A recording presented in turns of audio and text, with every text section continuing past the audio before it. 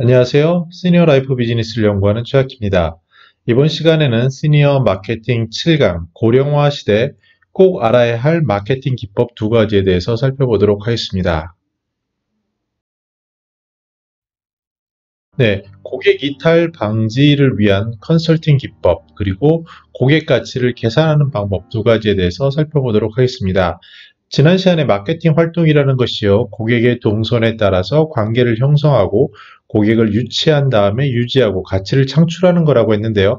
만약에 가장 중요한 것 두 가지가 뭐냐고 물어본다면 저는 당연히 이탈을 방지하기 위한 활동, 그리고 한 명의 고객이 얼마의 가치가 있는지를 계산하는 법이라고 말씀드리겠습니다. 그래서 이 두 가지를 볼 텐데요.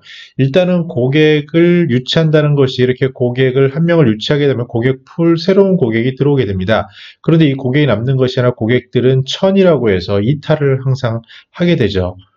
예를 들어서 처음에 이렇게 5명이 만약에 샀다고 하더라도 그 고객이 남아있는 확률은 점점 시간이 지를수록 줄어들고요. 끝까지 고객으로 남는 퍼센트는 굉장히 낮아지는 것. 이것을 천 커브, 그래서 이탈 곡선이라고 하는데 마케팅을 하시는 분들은 꼭 알아두셔야 할 겁니다. 자, 이게 바로 이제 컨설팅 회사에서도 굉장히 많이 쓰는 유효한 기법이고요. 저 같은 경우에도 외국 회사에서 CMO 같은 거 했을 때 매일같이 데일리 베이스로 보고했던 장표입니다. 뭐냐면 이거는 이제 기간을 얘기하는 거고요. 예를 들어서 2012년 8월 1일 날, 그럼 이제 7월 1일 이렇게 될 수 있고, 뭐 금요일, 목요일 이렇게 하루별로도 볼 수 있겠죠. 그러면은 예를 들어서 오늘 이제 처음 들어온 고객이 100%가 되는 거고요. 그 다음에 어제 들어온 고객 입장에서 보면, 아니면 한 달 전 고객 입장에서 보면은 이제 처음에는 100%였지만 그 다음 두 번째 달 됐을 때는 84%가 돼서 약 16%가 떨어진 거죠. 근데 3달 전 또는 3일 전에 들어온 고객을 보면은 첫 달에 100%, 두 번째 81%, 그 다음에 여기서 또 떨어져서 75%로 25%가 떨어진 게 됩니다. 그래서 오늘 시점에서 보게 되면요. 만약에 8월 달에 들어온 고객은 100%가 남게 되고, 그 7월 달에 들어온 고객은 84%, 그 다음에 6월 달에 들어온 75%에서 이 숫자가 바로 현재 남아있는 고객이 됩니다. 그래서 이 데이터를 만약에 월이 아니라 일 또는 년 이렇게 보게 되면 어떤 효과를 얻을 수 있냐면요.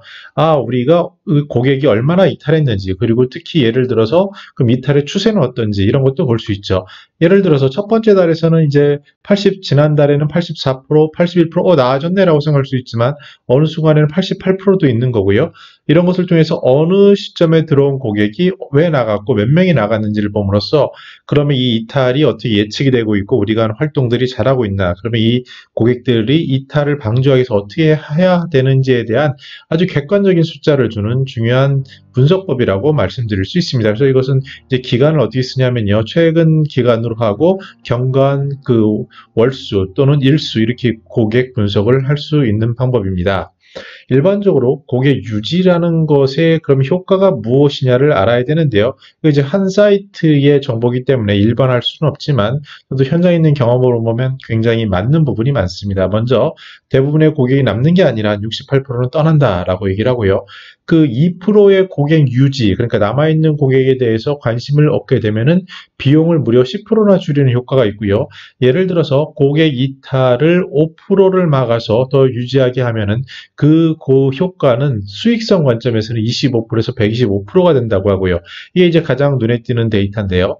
예를 들어서 고객 한 명을 유지하는 것은 바로 새로운 고객 5명을 유치할 때, 서로 발굴할 때 들어가는 비용하고 같다라는 그런 큰 효과가 있습니다. 그래서 그게 왜 그런지를 이해해야 되는데요. 고객이라는 것의 가치, 그러니까 구매 가치를 보게 되면 처음에 한 구매가 있지 않겠습니까? 그거를 초기 구매라고 하고요. 그 고객들은 재구매를 하게 됩니다. 근데 이 재구매는 여러 가지가 형태가 있는데요. 좀 반복하는 구매가 되겠죠. 근데 이 고객이 반복하는 거에 그치지 않고 연계해서 그 상품의 상품, 더 높은 상품을 사거나 또는 교차 판매라고 하죠. 그래서 교차 상품을 사는 것도 있고요. 나아가서 새로운 고객을 추천하게 되는데 그 고객을 추천을 한 명 하게 되면 또 이 고객에 따라서 초기 구매, 재구매, 연계 구매가 나옵니다. 이거를 숫자로 제가 이제 가시화했는데요.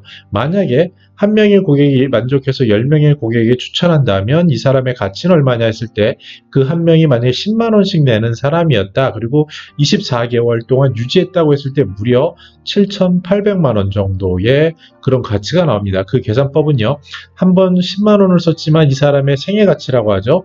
약 700만 원 정도를 계속 사게 될 거고 또는 뭐 교차 판매라든지 더 사는 게 있겠고요. 근데 이 고객이 만약에 10명에게 추천을 하게 되면 또다시 이러한 10명에 710만 원의 10배인 7,100만 원이 나오게 되는 그런 효과까지도 계산할 수 있습니다. 물론 이게 좀 과장됐다고 볼 수 있겠지만 지금처럼 고령화가 되면 새로운 신규 고객의 유입은 기대하기 어렵고요.